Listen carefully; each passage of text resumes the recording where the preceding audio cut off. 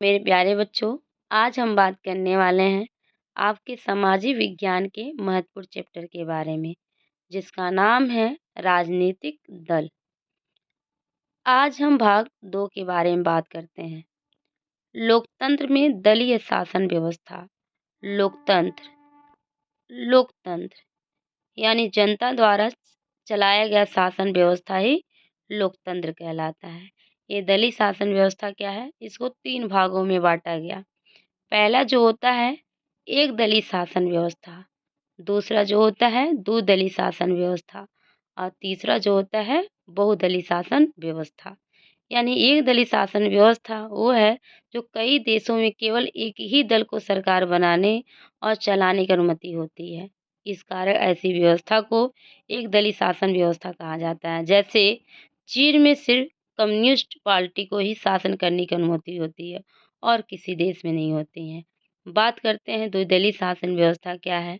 द्विदलीय शासन व्यवस्था कुछ देशों में सत्ता आमतौर पे 2 मुख्य दलों के बीच ही बदलती रहती है। इस व्यवस्था को द्विदलीय शासन व्यवस्था कहते हैं। जैसे एक अमेरिका और ब्रिटेन, ये ऐसे देश हैं जहां 2 दलों से ज़्यादा के लिए हम इस दूसरे पे क्या करते हैं, संगठन करते हैं, गठबंधन करते हैं और सत्ता की साझेदारी भी करते हैं।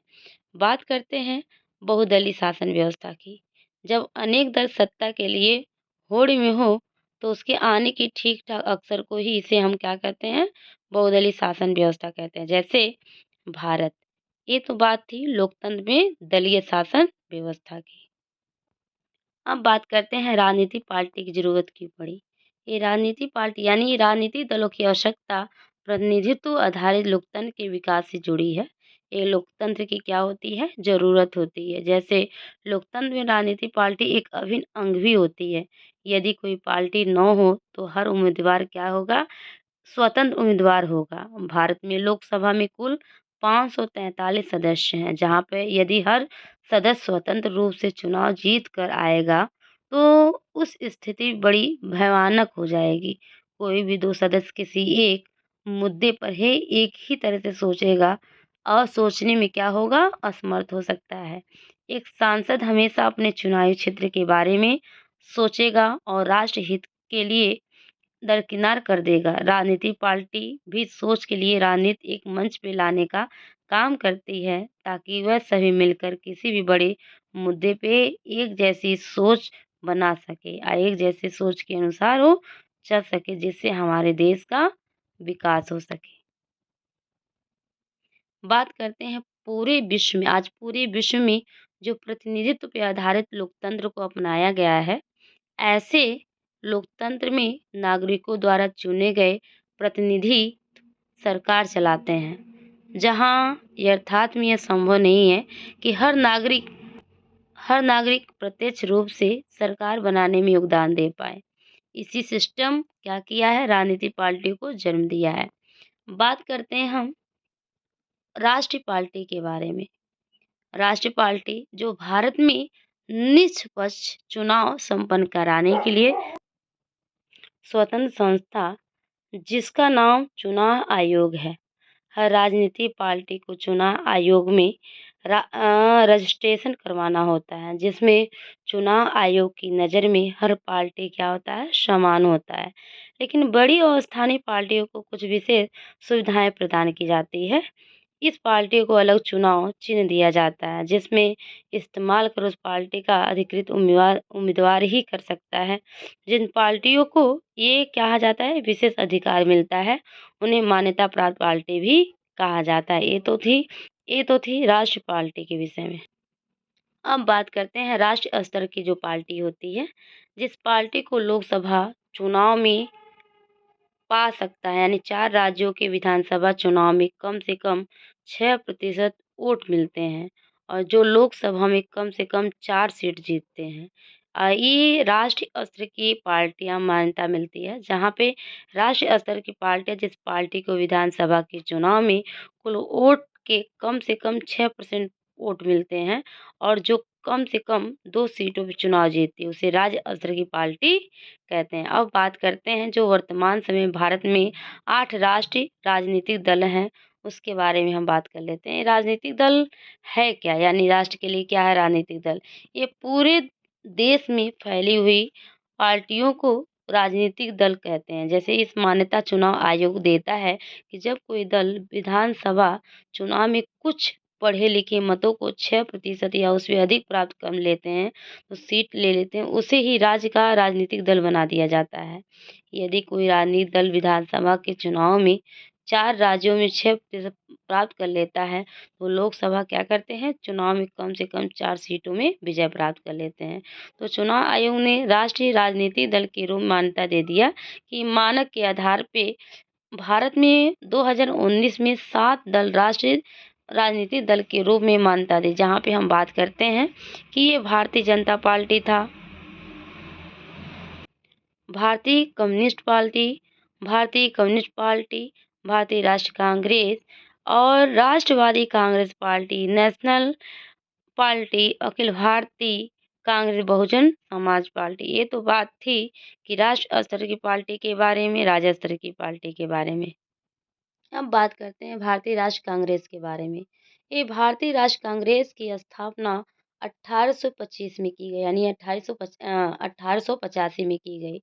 ये विश्व के सबसे पुराने राजनीतिक दलों में से एक था, जहां भारत को स्वतंत्रता दिलाने से लेकर के स्वतंत्रता प्राप्ति के बाद नवनिर्माण में इस दल का बड़ा ही योगदान रहा। जिसमें बात करते हैं कि इस समय पंडित जवाहरलाल नेहरू ने नेतृत्व में इस दल ने भारत को आधुनिक धर्मनिरपेक्ष और लोकतांत्रिक गणराज्य बनाने में बड़ी ही महत्वपूर्ण भूमिका निभाई थी।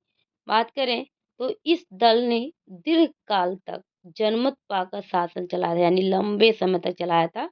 जो बात करते हैं कि 1989 के बाद दल का जन समर्थन कम से कम 2004 से लेकर के 2014 तक संयुक्त प्रगतिशील गठबंधन सरकार का नेतृत्व किया था, जहां पर 2019 के चुनाव में इस दल को केवल 52 सीटें प्राप्त हो चुकी थी, जहां पे दल नई आर्थिक नीतियों का समर्थन किया।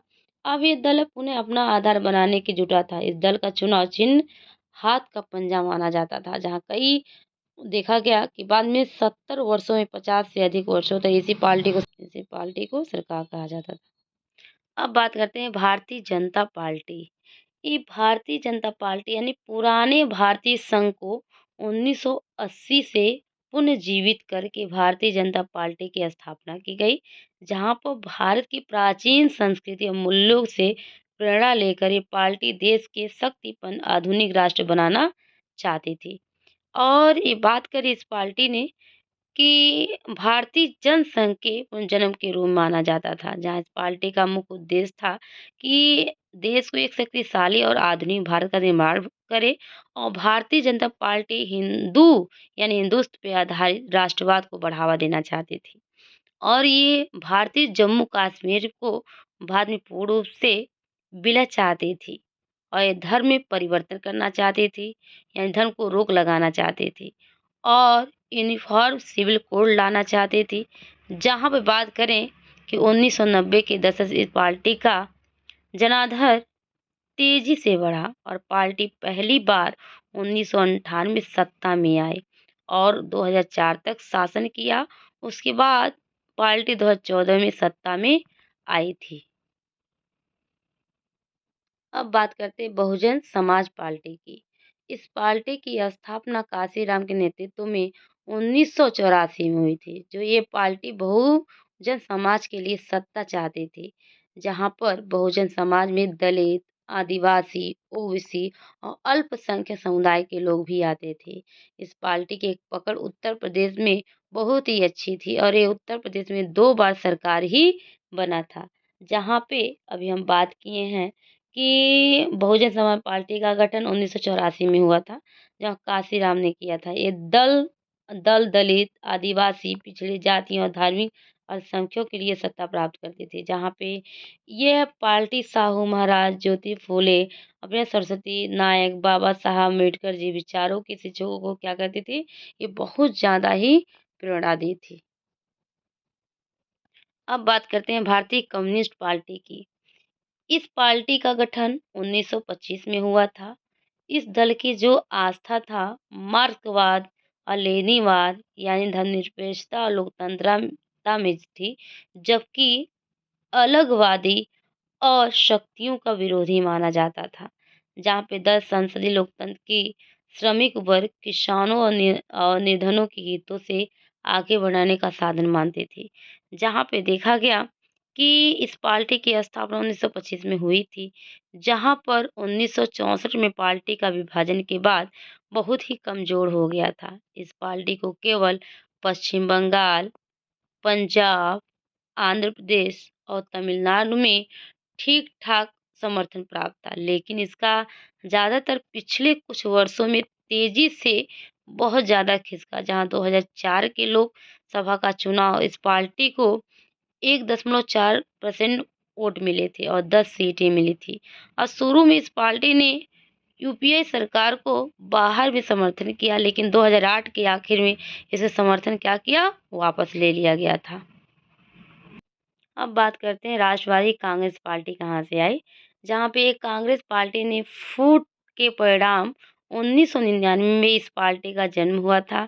ये पार्टी लोकतंत्र, गांधीवादी, धर्मनिरपेक्ष यानी समानता, सामाजिक न्याय और संघीय ढांचे की वकालत करती थी। अर्थात ये महाराष्ट्र में काफ़ी शक्तिशाली है और इसको मेघालय, मणिपुर, असम में भी क्या किया जाता था, समर्थन किया जाता था। ये था राष्ट्रवादी कांग्रेस की पार्टियाँ थी। अब बात करते हैं क्षेत्रीय पार्टियों का उदय जब हुआ।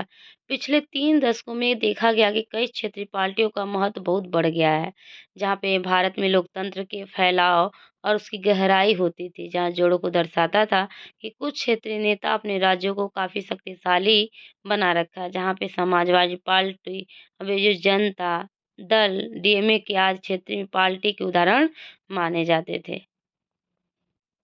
अब बात करते हैं राजनीतिक दलों के लिए जो चुनौतियाँ थीं। पहला जो था आंतरिक लोकतंत्र का अभाव जो था, यानी बात करते हैं राजनीतिक दलों के भीतर लोकतंत्र होने की चुनौतियाँ में क्या थे, ग्रसित होते थे। यह एक समान बात हो गई थी कि दल की संपूर्ण शक्ति एक ही नेताओं के हाथों में सिमट कर रह जाते थे, जहाँ पे दलों के पास न तो अपने सदस्यों की संपूर्ण सूची होती थी और न ही इसकी नियमित बैठकें आयोजित की जाती थी। इसके आंतरिक चुनाव नियमित रूप से नहीं की जाते थे, जहाँ पे लोग कार्यकर्ताओं को सूचनाओं से अवगत कराया जाता था और चाहते थे कि इस पार्टी के लिए निर्णय का अधिकार पार्टी के मुखिया तक सीमित ही रहता था, जहाँ पे दल में निष्ठा रखने के लिए स्थान पे नेता क्या करते थे, निष्ठा बना के रखते थे। अब बात करते हैं वंशजवाद। वंशजवाद क्या था? यानी ये राजनीतिक दल के कार्यों के लिए पारदर्शिता नहीं बरतते थे, जहाँ उनके भाई भतीजावाद या वंशजवाद वर्चस्व हो जाता था। कहा जाता था कि जो कार्यकर्ता भी थे, वंशजवाद के चलते दल का मुखिया बनने की कल्पना भी नहीं कर सकते थे। जहाँ पे दलों में सिर्फ पर्दों पे पुत्र की पुत्रियां अधिकार जमा लेती थी। यह दल के अन्य सदस्यों के साथ अन्याय होता था, जहाँ पे वंशजवाद झेलना ही पड़ता था। ये प्रवृत्ति पूरे विश्व में क्या होती थी, झलकती थी, देखा गया तो। अब बात करते हैं पैसा और आपराधिक तत्वों का प्रभाव होना। यानी बात करते हैं राजनीतिक दल और अपराध की पकड़ होने के कारण राजनीतिक दलों में भी चुनौती से जूझना पड़ता था और ये अपराधी प्रवृत्ति के लोग धन पर, बल पे और छल से क्या राजनीतिक दलों पे अपना गैर कानूनी अधिकार जमा लेते थे। अब बात करते हैं विकल्पहीनता क्या थी। विकल्पहीनता की बात करें तो ये राजनीतिक दलों के पास विकल्पहीनता की चुनौती थी। उन्हें कोई सार्थक विकल्प नहीं जूझता था, जहाँ पे सभी दल की थैली चट्टे-बट्टे होते थे, जहाँ सदस्य कहाँ जाएँ, किधर जाएँ, कहाँ जाएँ, इधर घूमें, कहीं होते ये बात की विकल्पहीनता मानी जाती थी। ये तो था राजनीतिक दलों की निजी चुनौती। अब बात करते हैं राजनीतिक दलों को सुधारने के लिए उपाय, यानी देखा गया ऐसे कौन से थे जैसे कानून का निर्माण करना, महिलाओं को प्रतिनिधित्व करना, सरकारी खर्च की व्यवस्था करना, जहाँ पे प्रत्येक राजनीतिक समस्या के समाधान हेतु कानून लागू करने के लिए समाधान रखने की आवश्यकता होती थी, जहाँ पे दल बदल कानून होते थे, कभी भी कानून को बदला जा सकता था। यहाँ पे सुप्रीम कोर्ट ने पैसे अपराधियों के प्रभाव को कम करने के लिए एक आदेश पारित किया था। अब चुनाव लड़ने वाले प्रत्येक उम्मीदवार के लिए अपनी एक संपत्ति होती थी, उसके खिलाफ आपराधिक मामलों का विवरण देते थे, जहाँ पे शपथ पत्र दाखिल करना अनिवार्य होता था। बात करते हैं चुनाव आयोग ने एक आदेश पारित किया, जहाँ राजनीतिक दलों के लिए अपने संगठनात्मक चुनाव कराना था और अपना आयकर क्या कहते हैं रिटर्न दाखिला करना आवश्यक बना दिया था। बात करें जो महिलाएं थीं, प्रत्येक दल महिलाओं के लिए अपने दल में न्यूनतम अनुपात बनाए रखते थे। चुनाव में उन्हें तिहाई टिकट अवश्य दें। इसके लिए आरक्षण की आवश्यकता सुनिश्चित की जाती थी। जहाँ पे अभी हमने बात किया है कि जो सरकारी खर्च की व्यवस्था होती थी, जहाँ चुनाव से अत्यधिक धांधली होती थी, जहाँ पे व्यय होती थी, सभी प्रत्याशियों में चुनाव का व्यय सरकार को उठाना पड़ता था और धन के साथ सरकार को कागज, पेट्रोल तथा फ़ोन की सुविधाएँ भी सुलभ करवानी पड़ती थी तथा राजनीतिक दलों के लिए सुधारने के उपाय। धन्यवाद।